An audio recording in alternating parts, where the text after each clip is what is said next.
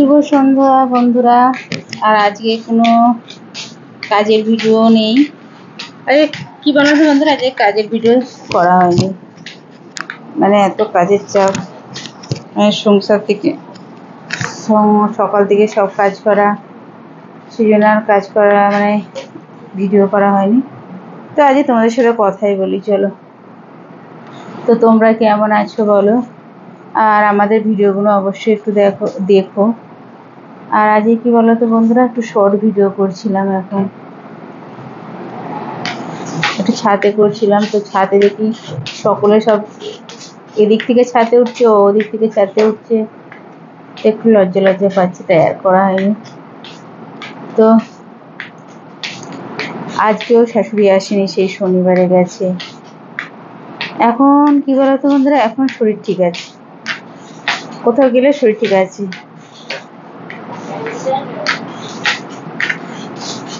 ক্যালেন্ডারটার আওয়াজ হচ্ছে, পাখা চলছে তো, এই ক্যালেন্ডারটা প্রচুর নড়ছে, পাখা চলছে তাই জন্য। তো আর তোমাদের তো বলেছিলাম আমি গেলেই শরীর খারাপ। আর ওখানে কি বলতো, মানে আমার বাপের বাড়ির ওখানে হচ্ছে ওর ভাইয়ের বোন আছে, মানে ভাইয়ের বউয়ের বোন আছে, ওই মানে আমাদের দেখে দিয়েছিল বিয়ে। তো ওদের বাড়ি গেছে, তো ওর আর একটা আবার মানে ওরা আর একটা কাকার মেয়েও আছে, মানে ওরা দু বোন। আর একটা কাকার মেয়েটা মানে আমার খুড়তুতো ভাইয়ের, মানে খুড়তুতো দাদা, মানে কি বলতো জেঠুর ছেলে, মানে আমার খুড়তুতো দাদা হবে, তার বউ হয়েছে, মানে আমাদের বাড়ির পাশে। তো গেছে এখন, গিয়ে এমন নাটক দেখাবে, মানে কি, মানে আমাদের বাড়িতে উঠবে না এমন, মানে মানে কি ওরা যে শাশুড়ি বলে ওদেরকে মানে পায়ে ধরে নিয়ে তুলতে হবে, এরম ব্যাপার। মানে দেখেও যেন দেখতে পাচ্ছি না। আবার কি বলতো, উল্টে আবার তোমারই বদনাম দেবে, যে তুমি কথা বলনি, তো তুমি কথা বলে, তুমি দেখলে কথা বলনি। কিন্তু কিন্তু না, মেয়ের মারা সবসময় আমি দেখি ছোট হয়ে থাকে, মানে একদম দেখেছি। কিন্তু মাকে যতই বলি, মা বসে না, যে না এরকম ছোট হবে না। কিন্তু আমার মা না এত ভীতু, মানে সবসময় ছোট হয়ে থাকবে। তো মাকে বোঝালো, মানে মা তো সেই পরিস্থিতি, আমরা যে এই পরিস্থিতিতে থেকে বুঝে গেছি যে না, ছোট হয়ে থাকলে হবে না, ছোট হয়ে যত থাকবে তোমাকে তত চেপে ধরবে এরা, এরম আর কি। তাই মানে ছোট, মানে এদের সাথে লড়াই করেই বাঁচতে হবে। চুপ করে যত থাকবে তত এরা চেপে চেপে ধরবে। আর একটা কি বলতো বন্ধুরা, শরীর খারাপ ঠিক আছে, শুয়ে থাকবি সবসময়, কি মানে জিজ্ঞেস করে যায়, যেন মনে হচ্ছে শরীর খারাপটা আমি করিয়ে দিয়েছি, এমন ব্যাপার আর কি। কে আবার পাশের ঘরে এলাম বন্ধুরা, ওই ঘরে মেয়েরা এখন টিভি দেখবে, তাই জন্য পাশের ঘরে এলাম। হ্যাঁ, তোমাদের বলছিলাম, তো সন্ধ্যা হয়ে গেছে, এবার সন্ধ্যা দেবো। মানে শরীর খারাপ হলে মনে হয় যে আমরা যেন শরীর খারাপটা করিয়ে দিয়েছি, এরকম ব্যাপার।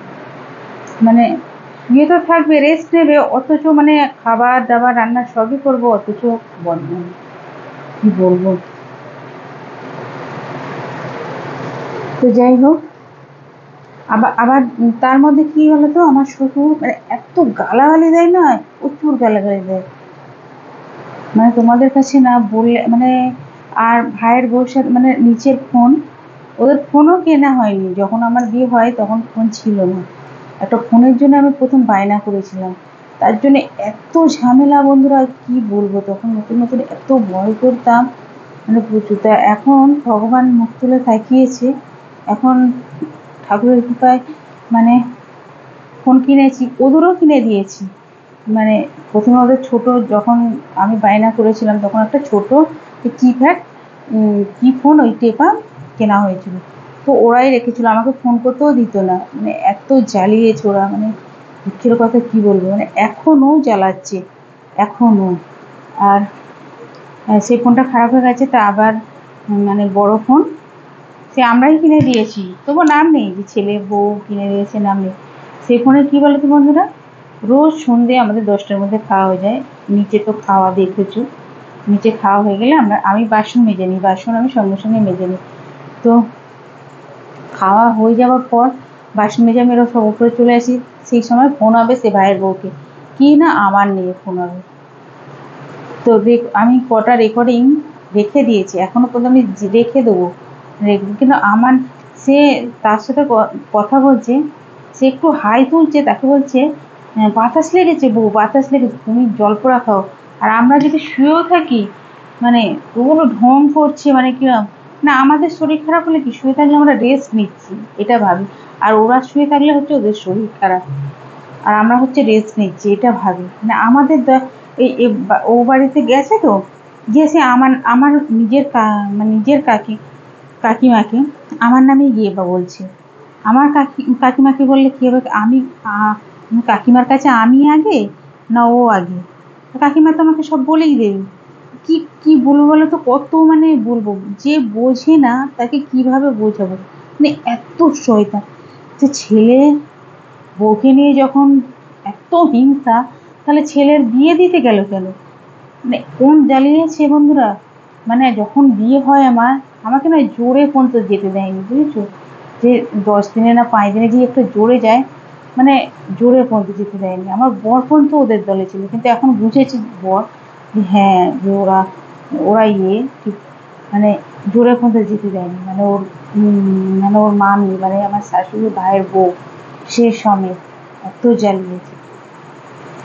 তো যখন আমার বিয়ে হয়ে আসছি, তখনই ওর ভাই, মানে ওদের ভাইয়ের বউয়ের ঘরদোর ছিল না, ঘরদোর কি হয়ে মানে ফাটাফুটি ছিল, সে এসে এখানে উঠেছিল, মানে আমাদের এখানে যেখানে বিয়ে হয়।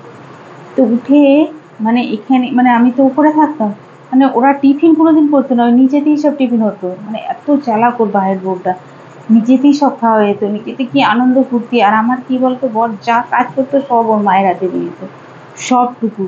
ও হেলায় আমদানি খরচা করতো আর খাই খেত। তখন আবার কি ভাইয়ের বউয়ের বুদ্ধি কি, ও ওদের হাসি খুশিতে রাখছে, মানে ওদের টাকা দিয়ে খেয়ে ওদের হাসি খুশিতে রাখছে। তো এখন আমি এসে গেছি যেহেতু, আর সেসব করতে দিচ্ছি না, তাই এখন আমি বদমাস।